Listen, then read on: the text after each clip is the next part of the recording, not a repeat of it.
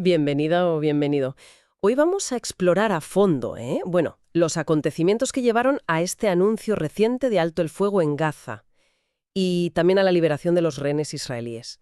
Nos basamos sobre todo en un artículo de BBC News Mundo que, la verdad, detalla muy bien la diplomacia tan compleja que hay detrás. La idea es entender un poco los factores clave que se comentan. La presión de la administración Trump, la influencia de otros actores, ¿no?, regionales e internacionales. Y cómo un momento que parecía de máxima tensión, pues se convirtió, casi de forma inesperada, en la palanca para el acuerdo. Vamos a ver cómo encajó todo esto, porque, a ver, todo apuntaba a una escalada mayor, sobre todo después del ataque israelí del 9 de septiembre contra negociadores de Hamás en Doha, en Qatar. Eso fue un acto que violó la soberanía catarí, claro, y amenazaba con incendiar la región. Pero fíjate, ahí estuvo el catalizador. Es que eso es lo interesante, ¿no? Cómo ese incidente, según dicen funcionarios que cita CBS, que colabora con la BBC, bueno, pues impulsó a la administración Trump a meter muchísima presión. Se habla de un ultimátum directo de Trump a Netanyahu. O sea, la guerra tenía que parar. Es que atacar en suelo catarí, que no es solo un aliado de Estados Unidos y donde tienen una base militar súper importante, sino que era el centro de las negociaciones. Eso cambió todo el cálculo para Washington. El traslado de la embajada, la postura con los asentamientos, el apoyo frente a Irán, y sugiere que quizá eso le dio, cierto margen, ¿no? Cierto capital político para presionar más fuerte ahora, pero en privado. Se habla de una presión prácticamente sin precedentes. Pero a ver, ¿por qué esta vez sí funcionó esa presión? ¿Qué dice la fuente sobre eso? ¿Por qué ahora sí y antes no? Pues mira, la crónica lo compara con la administración Biden, con esa estrategia que llamaban del abrazo de oso, ¿no? Que era como buscar moderar a Israel, apoyando mucho en público, pero criticando en privado. Sí. Pero parece que esa táctica estaba limitada, ¿eh? Pero por divisiones internas demócratas, y además se plantea algo clave, el timing. Quizá con Biden, Israel no estaba, digamos, estratégicamente listo para parar.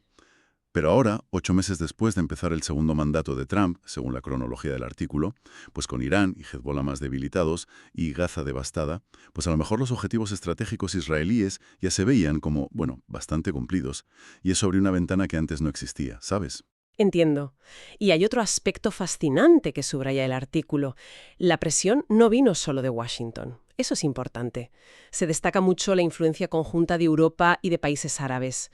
La condena internacional crecía, Netanyahu se vería más aislado y surgió esa iniciativa franco-saudita, ¿te acuerdas? Sí, claro. Pedía el fin del control de Hamás, su desarme bajo la Autoridad Nacional Palestina, a cambio de un Estado independiente.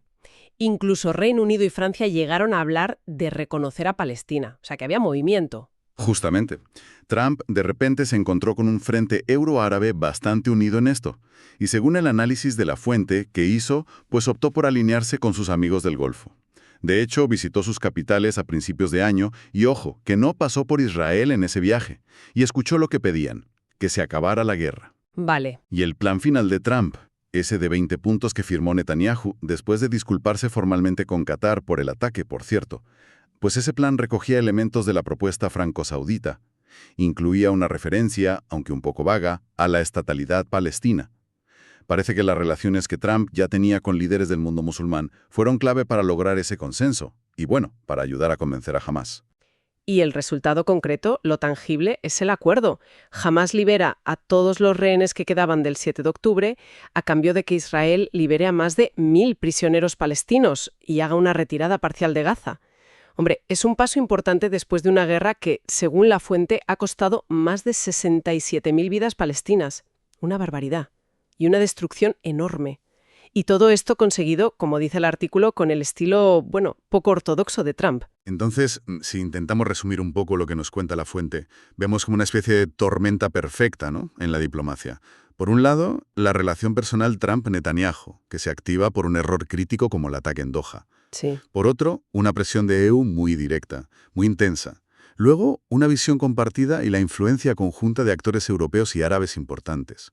Y finalmente, un posible cambio en la disposición estratégica de Israel por cómo iba la guerra y el aislamiento. Es esa mezcla, esa confluencia, lo que parece que rompió el bloqueo. Claro que Los puntos más difíciles, el desarme, cómo se gobernará Gaza en el futuro, la retirada total, todo eso está todavía por negociar, ¿eh? Desde luego. Un puzzle diplomático muy complejo donde han encajado piezas muy diferentes. Y bueno, como reflexión final para quien nos escucha, si pensamos en esta mezcla de diplomacia tan personalista, de realpolitik pura y dura, o sea, política de intereses prácticos, de presión internacional coordinada y el impacto de cosas inesperadas, ¿qué nos dice este caso sobre las formas quizá nuevas de abordar conflictos que llevan tanto tiempo enquistados en el siglo XXI? ¿Pueden estos enfoques menos convencionales ser efectivos en momentos puntuales? ¿Y qué riesgos tienen a largo plazo? Es algo para pensar, ¿no? ¿Quieres estar siempre un paso adelante con las noticias? Suscríbete y comparte este video.